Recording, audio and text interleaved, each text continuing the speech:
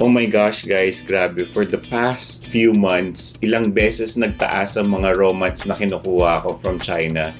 Grabe guys, hindi ko na alam kung saan ako makakapag-adjust ng pricing. Hindi naman pwedeng kailangan magtaas ng presyo, di ba? Pag-usapan natin sa video na to kung ano nga ba yung mga effects no, ng trade war na nangyayari at kung paano tayong mga small business owners ang nagkakaroon ng challenges recently dahil dito sa mga price increase na to. Hi everyone, kamusta? My name is Shayo, mga kasosyo. Kamusta? Welcome back sa channel ko and maraming salamat for being a supporter of my channel. Guys, I'm not sure kung kagaya ninyo ako pero grabe, nagugulat rin talaga ako sa presyo ng Alibaba these days. Ilang beses tumaas yung presyo natin ha. Imagine, dati kinukuha ko lang siya for about this much. Let's say nasa 300 pesos lang siya dati. Ngayon 500 pesos na. Hindi ko alam kung paano ko siya gagawin na makapag-adjust to my clients dahil hindi pwede na magtaas lang tayo ng presyo right away. So sa video na to, pag-usapan natin kung ano ang effect ng updates recently with Alibaba and yung mga ways kung paano ako ngayon nagtitingin kung paano yung mga mas practical ways para rin mapababa natin yung cost natin bilang isang negosyante. So I hope manood kayo ng video na to.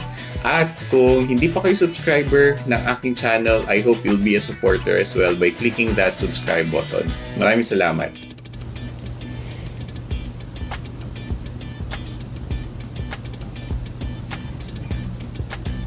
Papangunahan ko na kayo, hindi ako nandito ngayon gumawa ng video para mag-rant ha, but really it's more of a strategy, I would say, strategy sharing dahil nga nagtaasan na yung mga presyo.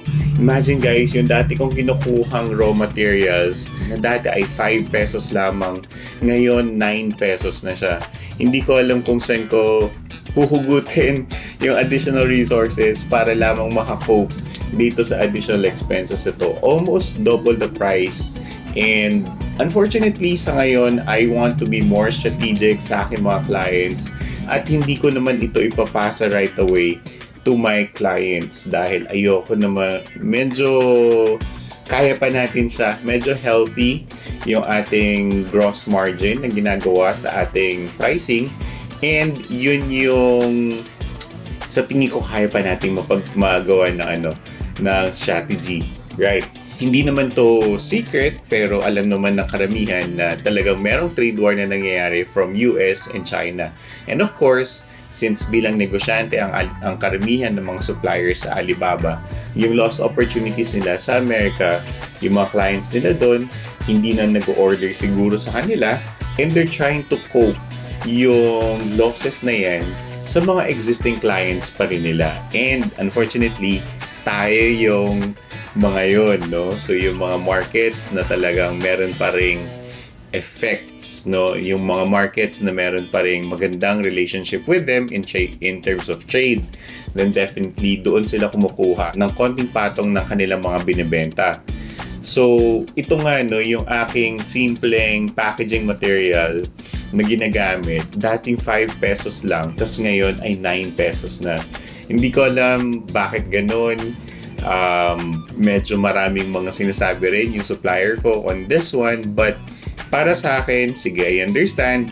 Although siguro hindi rin nila sinasabi ng derechahan, alam na rin natin kung ano nangyayari, di ba? So, it's really the effects of the trade war. Para sa atin as business owners, bilang mga kanegosyo, kailangan nating intindihin na gusto rin nilang makakuha ng kanilang income and of course, kailangan nating masupport yung nangyayari sa ngayon. Kumbaga na lang yan give and take yung mga relationship na ganyan. So para sa akin bilang isang negosyante, kailangan ko ring mag-find ng ways kung paano ko mapoprotektahan yung business ko.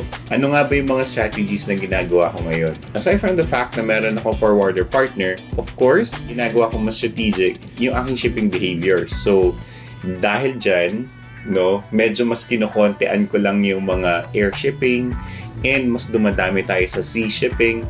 And of course, nagbabulk tayo on raw mats. Kung meron tayong bulk items na kailangang orderin, kailangan na nating orderin yan and mag-stock up tayo on inventory. Yun yung mga kailangan nating adjustments. Medyo merong mas lumalabas na pera in a way ng mas maaga na hindi mo ina-anticipate na meron ka na orders or for any orders or PO na lalabas right away. You just have to make sure na keep it positive. Kailangan nating makita yung light at the end of the tunnel, sabi nga nila. Dahil meron akong ganong klaseng strategies, kailangan kong malaman kung paano talaga maka-survive yung business ko. Hindi pwedeng patong lang rin ng patong ng pricing. Kailangan rin natin maging strategic kung paano natin siya gagawin. So, yun yung dalawang ginagawa ko ngayon, no? I want to be more strategic sa aking ordering or sa aking shipping. And dun ko rin nalalaman na meron akong projection ng mga products na pwede kong magawa or hindi mo na magawa. Yan. So, yun yung isa sa strategies na kailangan nating malaman as business owners as well. Of course, kapag hindi ito kinaya, kailangan natin kausapin yung mga clients natin na meron tayong ina-anticipate na price increases. Isang magandang practice sa mga price increase, no, hindi yung bibiglain nyo sila. Huwag yung biglaan kasi syempre baka umiinom sila ng tubig tapos magbilaukan, di ba? Pero more of better communication to actually tell them na meron tayong ina-anticipate na price increase in the future. Huwag naman yung bukas, no? So, kailangan magsabi tayo months ahead. Kung kaya pa natin ngayon na i-sustain yung increase in pricing na kinukuha natin, i-bear muna natin yung ganong klaseng minimal losses.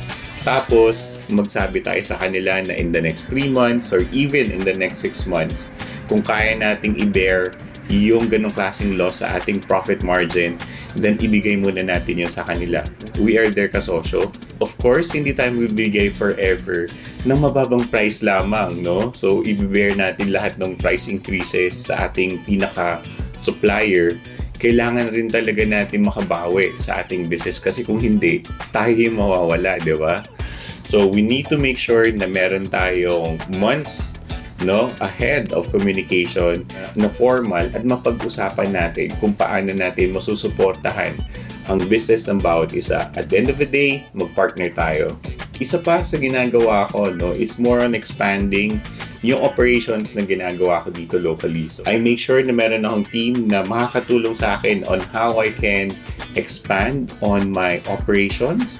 At yung kailangan kong gawin is to look out for better options and better products, raw materials na medyo good alternative or better alternative sa existing raw mats na ginagamit ko ngayon.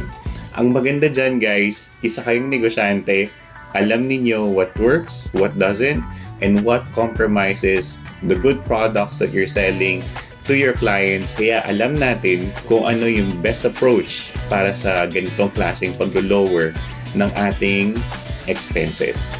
Guys, hindi dahil nasanay tayo sa ganitong klaseng expense ay mag-stay na lang tayo dyan. We need to be more economic. We need to be more efficient kung paano natin gagawin yung ganitong klaseng business natin. We need to also know how to change for the better, adapt kung kinakailangan. Ang dami ko nang sinabi. Pero yes, definitely, those are some of the things na kailangan natin gawin. Mapag-isip-isipan ngayon pa lang kung paano tayo mag-a-adjust. Alam ko guys, marami na rin akong nasabi sa inyo na we need to be better at what we do every time. Pero yung mga ganitong klaseng market and global impact na challenges sa atin, kaya-kaya na natin yan. Ang tingin ko, kailangan lang natin gumalaw, kailangan lang natin talagang sumunod sa alon ng dagat. Sabi nga, next time naman tayo rin talaga ang gaganda ang income, di ba? And we'll make sure na mas maintindihan tayo mga clients natin. Hindi lang increase ng price ang kailangan natin gawin right away. Marami tayong pwedeng gawin sa mga challenges na ganito in terms of the trade war at yung mga updates ng pricing ng Alibaba. So, kapit lang guys, kapit lang. Maraming salamat sa inyong support guys. Please continue to be a supporter of my channel. Maraming po salamat and I'll see you sa susunod. na better days natin and sa susunod na clip. Bye-bye!